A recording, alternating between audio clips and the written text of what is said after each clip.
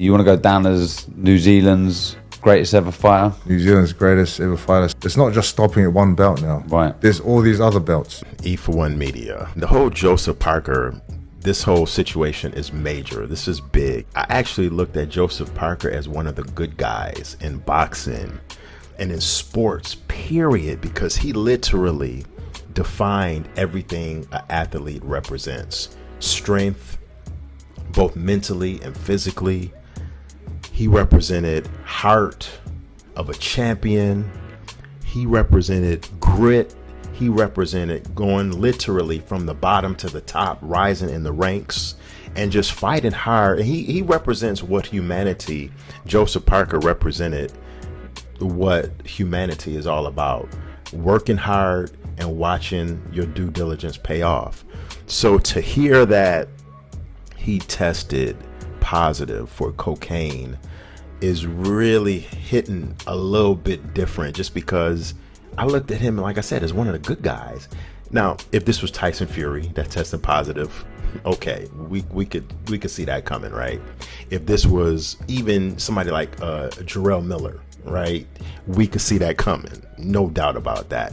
If this was insert any other boxer, we could, besides maybe Terrence Crawford or AJ Anthony Joshua, two primetime boxers in their own right. Ryan Garcia, of course, we could see this coming, but Joseph Parker of all people.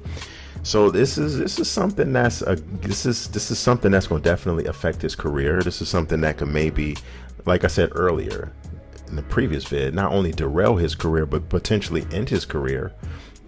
Depending on how long this potential ban from the sport will be for. There's been a precedent set.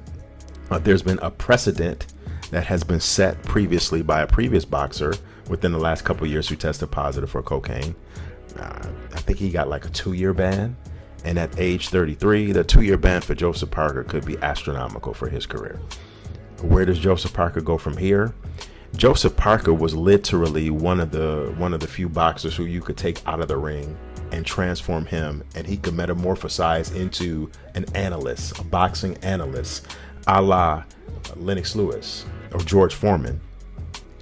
Joseph Parker had actually, he's been very active in the ring, but he was actually doing some work for DAZN, the sports network, while he was not having his matches and training and out of the ring. He was doing some commentating work, and he was pretty good. I thought he was very natural, and he just showed, we saw a side of him that we just didn't really see inside the ring.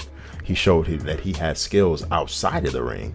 So I'm pretty sure this definitely affects any kind of sponsorship or any kind of career that he might have in broadcasting, as far as boxing and commentating and things of that nature, or just being an analyst. He can definitely take some time off, do what he has to do, and come back from this, but this is a black eye. This is definitely a black eye. And 2 quick points I wanted to bring up in this vid, and I'm going to put like a nice little bow on this, because we have yet to hear from Joseph Parker or his camp, which says a lot. Because listen, bruh, time is ticking. It's been damn near 10 hours or so, 12, 13 hours since this story broke, and it's been literally like mum's the word from the Parker camp and Joseph Parker. No statement as of right now has been issued from what I've seen, and I've been monitoring this all day. So I think that's telling. I think that says a lot. It's when in times like this, there's no reason you can't be silent. You have to immediately come out and speak on this and shoot down any sort of hearsay, depending on if obviously this is true, but still you have to fight and you have to deny, right? Unless you're willing to admit that, okay, I am an addict or I am a drug user. And this brings me to one of my 2 final points, is that cocaine, is something that you just don't do a couple days, a month, or 2 months before the fight, right? Or before a fight.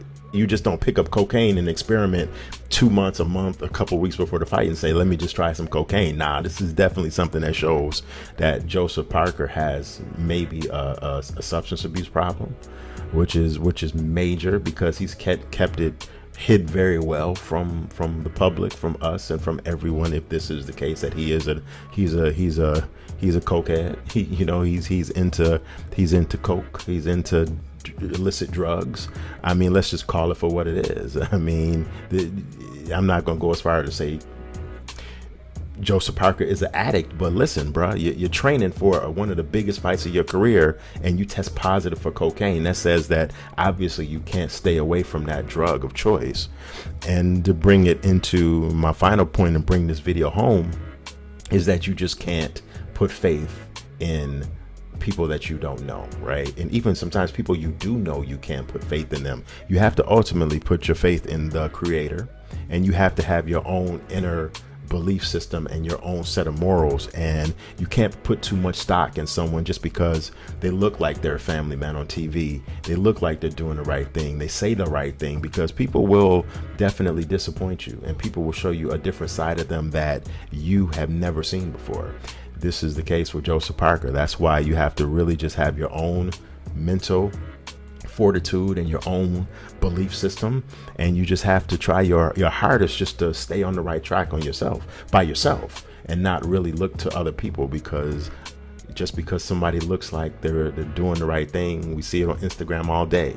She looks beautiful. He looks like he's in the gym. He's killing it. He's doing the right thing. He's training. He's eating right. She has a body. Boom, bang, boom, pow, pow, pow, pow.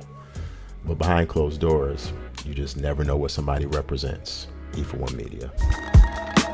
Something about you that I struggle to define.